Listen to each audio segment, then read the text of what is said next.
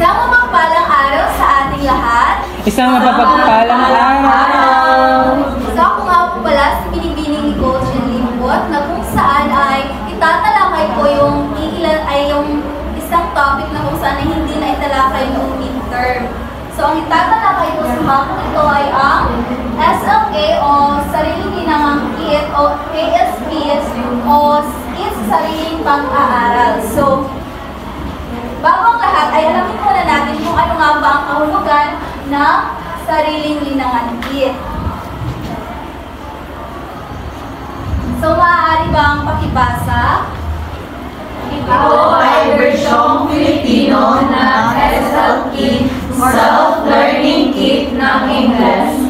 Isang uri ng pinatutungtungang kagamitan sa pag-aaral na sapat sa kanyang sarili at binuo sa sistematikong paraan batay sa isang tiyak na takdang gawain sa pagkatuto. Maraming salamat. So, base sa nakasulat, ang definisyon ng sariling linangangkit ay ito ay sariling gabay ng isang mag-aaral na kung saan ay parang maihahalin tulad natin ito sa isang module, pero ito ay may kaunting kaibahan sapagkat ito ay gabay lamang ng isang mag-aaral na kung saan ay mayroong nakapaloob ng mga sagot sa hulihan ng bawat sariling linangangkit. At narito naman ang ilang katangiang dapat aminin ng isang SLK. Una, ang SLK ay dapat na mayroon sapat na ikil. So, ang isang SLK ay dapat talaga hindi ito mahaba. Ito ay parang direct to the point na galing siya. So, parang sa isang SLK ay hindi na nilalagay doon yung mga hindi importante impormasyon. Nang sa gayon ay madaling maunawaan ng isang mag-aaral sapagkat nga ito ay isang gabay ng kanyang pagkatuto.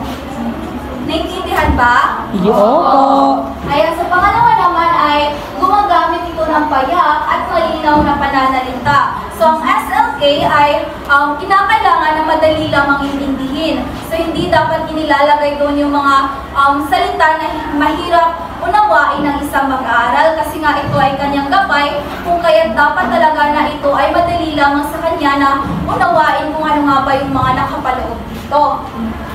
Ayan, ang susunod naman ay ang SLK ay may sapat na kahirapan lamang na umaangkop sa kakayahan ng mag-aaral. So, di ba ito ay isang gabay? Kaya kinakailangan talaga na gaya na parang paulit-ulit lamang yung mga katangian ng isang SLK na dapat talaga ay hindi mahirap. Kung kaya madali lamang maintindihan ng isang mag-aaral sapagkat na ito ay kanyang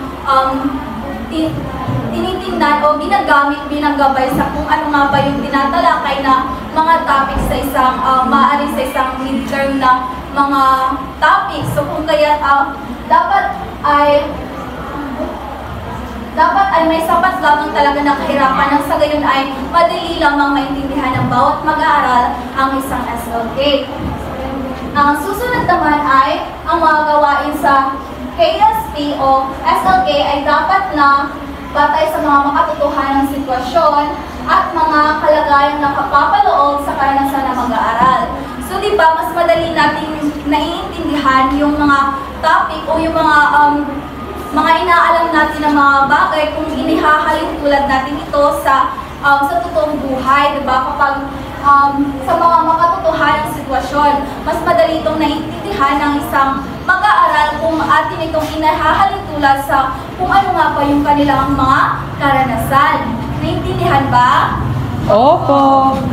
So, ang susunod naman ay ang SLK ay may sapat na kahirapan lamang na umaangkop sa kakayahan ng mag-aaral. So, di ba parang paulit-ulit lamang talaga na sinasabi na dapat ang isang gabay o sariling linangangkit ay hindi natin pinapahirapan yung mga mag-aaral kung kaya mas madali nila itong magagamit upang maging gabay nila sa pagkatuto. And then, ang susunod naman ay may provision sa paggamit ng iba't ibang medyang pang-edukasyon at pinagkukunan ng pinagkukunan ng pamayanan o community resources. Susunod naman ay ang isang mabuting SLK ay may provision sa sistematikong pagtataya o evaluation. And then ang next ay ay Ang isang mabuting SLK ay may tibay ang kakayahan na hindi harap-harapang nasisira, may magandang kabalat, may sapat, umakit sa mag-aaral at malinaw ang pagkalimbag. So ang isang SLK ay dapat talaga ay kaaya-aya rin sapagkat nga hindi natin maaaring sabihin na sapagkat ito lamang ay sariling gabay ng isang mag-aaral kung kaya't maaaring hindi na natin bigyan ng halaga ang paggawa ng ganitong bagay. Kaya kinakailangan talaga na kaaya-aya at matibay rin ang isang sariling linangagkit.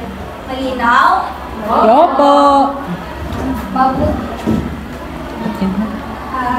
Wala na ba kayong mga katanungan? Wala na po. So, dito lang nagtatapos ang aking pagtatalakay. Maraming salamat.